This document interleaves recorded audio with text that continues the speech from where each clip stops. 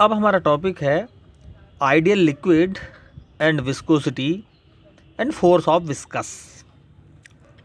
Ideal liquid क्या होता है? देखो, वो लिक्विड जो कंप्रेस ना हो सके, यानी नॉन कंप्रेसेबल हो और नॉन विस्कस हो, ऐसे लिक्विड को हम क्या कहते हैं?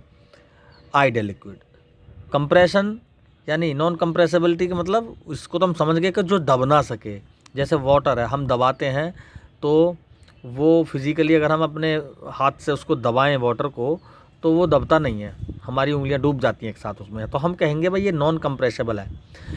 और विस्कस, नॉन विस्कस मीन्स इसको हम कैसे समझें? विस्कोसिटी एक फ्लूइड की प्रॉपर्टी होती है। जैसे हम किसी कंटेनर में फ्लूइड को फिल करें और हम उसको घुमाएं फ्लूइड को, तो घूमता घूमता ये फ्लूइड थोड़ी ही देर में रेस्ट में आ जाता है। ठीक है, रेस्ट में क्यों आ जाता है? क्योंकि फ्लूइड्स में बहुत सारी मोशन की कंडीशन में बहुत सारी लेयर बन जाती हैं इसके अंदर, और उन लेयर्स के बीच में एक फोर्स क्रिएट होता है, एक अपोजिट फोर्स क्रिएट होता है। इस फोर्स को बोलते हैं फोर्स ऑफ विस्कस। ये फोर्स जो फ्लूइड मॉलिक्यूल्स मोशन में है उनके मोशन का विरोध करता है।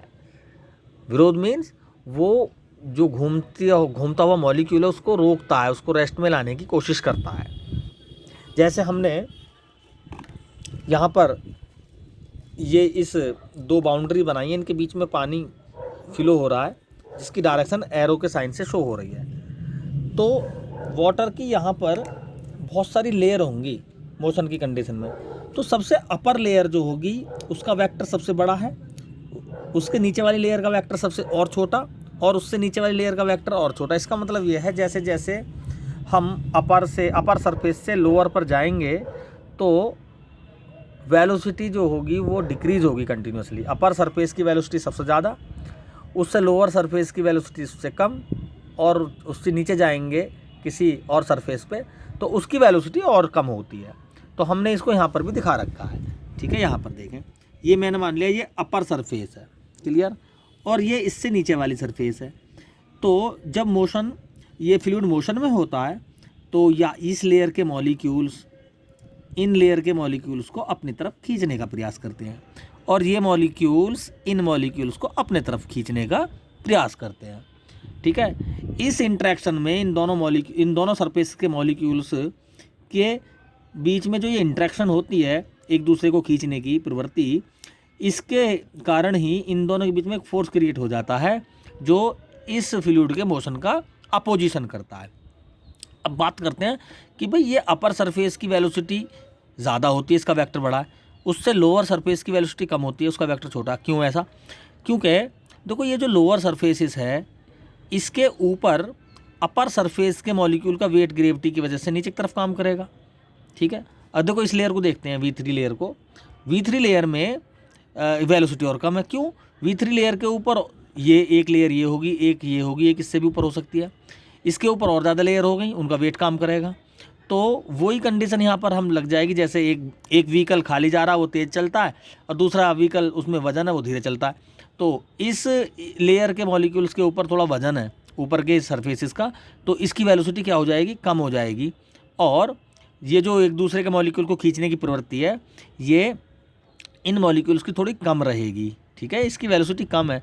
ये जो अपर सरफेस है इसकी वेलोसिटी ज़्यादा है, तो इन मॉलिक्यूल्स को के द्वारा इनको खींचने की प्रवृत्ति कुछ ज़्यादा होगी। ठीक है, तो इस तरह मॉलिक्यूल्स का आपस में इंटरेक्शन, एक दूसरे को खींचने की जो एक्टिविटी है, इसकी वजह से इनके बीच में एक फोर्स क्रिएट होता है जिसको हम कहते हैं फोर्स ऑफ विस्कस, और फ्लूइड की इसी प्रॉपर्टी को हम बोलते हैं विस्कोसिटी। ठीक है, तो भाई जहाँ पर ये फोर्स ज़्यादा होता है समझो वो ज़्यादा विस्कोसिटी रखता है।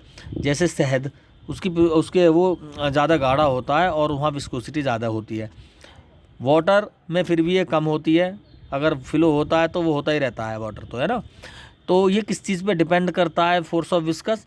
ये फोर्स ऑफ विस्कस डिपेंड करता है जो हमारी सरफेस है लिक्विड की, उसके एरिया पर डिपेंड करता है, और वेलोसिटी ग्रेडियंट पर काम करता है। वेलोसिटी ग्रेडियंट क्या होती है? ये चेंज इन वेलोसिटी दो लेयर्स के बीच में डिस्टेंस के साथ वेलोसिटी में कितना डिफरेंस है उसे बोलते हैं हम वेलोसिटी ग्रेडियंट। तो ये किस पे डिपेंड करता है, वेलोसिटी ग्रेडियंट। हम सीधा अभी डायरेक्ट नहीं लिख रहे ग्रेडियंट पर, ठीक है। इन दोनों पॉइंट्स पर काम करता है ये क्या, फोर्स ऑफ विस्कस। तो ए, तो वेलोसिटी ग्रेडियंट को लिख सकते हैं हम v2 माइनस v1 वेलोसिटी का चेंज, और दोनों लेयर के बीच में डिस्टेंस डेल्टा एक्स। अब v2 की वैल्यू कम है, v1 की ज़्यादा है, तो ये क्या होगी, नेगेटिव हो गया। तो f directly proportional a minus delta v upon delta x, इसको हम बोल सकते हैं, ठीक है। अब डायरेक्टली प्रोपोर्शनल को हटाओ और यहाँ पर विस्कोसिटी का कोफिशिएंट लगा दें, माइनस यहाँ लगा देंगे delta v upon delta x। इस तरह से हम फोर्स ऑफ विस्कस के एक्सप्रेशन को ड्राइव कर सकते हैं। ईटा क्या है यहाँ, ईटा है coefficient of viscosity, coefficient of viscosity. इसी टॉपिक्स में कुछ और नए टॉपिक होंगे जैसे स्टोक्स लॉ, टर्मिनल वेलोसिटी, ये सब हम इसे नेक्स्ट वीडियो में पढ़ेंगे। हम आशा करते हैं कि ये टॉपिक समझ में आ गया होगा। देखने के लिए धन्यवाद, थैंक यू।